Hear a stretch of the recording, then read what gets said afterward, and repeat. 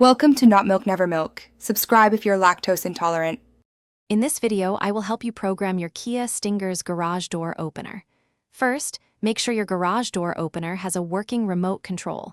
You'll need it for the programming process. Next, find the 3 home link buttons on your Stinger's rearview mirror. Finally, park your vehicle within a few feet of your garage door to ensure a strong signal during programming. This setup is quick and easy. Before programming, it's a good idea to clear any existing codes from your home link system. To do this, press and hold the 2 outer home link buttons on your rearview mirror at the same time. Keep holding them until the indicator light above the buttons begins to flash rapidly. This rapid flashing confirms that the system's memory has been successfully cleared. You are now ready for the next step. Now, let's program your garage door remote to your Stinger. Hold your garage door remote about 1 to 3 inches away from the home link buttons.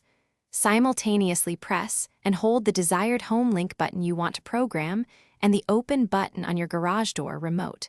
Continue holding both buttons until the home link indicator light flashes rapidly. This indicates successful programming of the rolling code. To finalize, press the home link button you just programmed to test if your garage door opens and closes.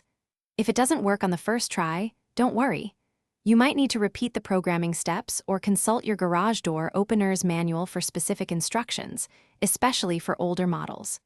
Remember to check the description below for a link to Darn Tough socks and other great deals.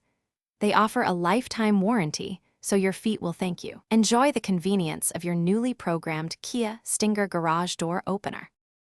Thanks for watching. If this was helpful, leave a like and consider subscribing. See you next time.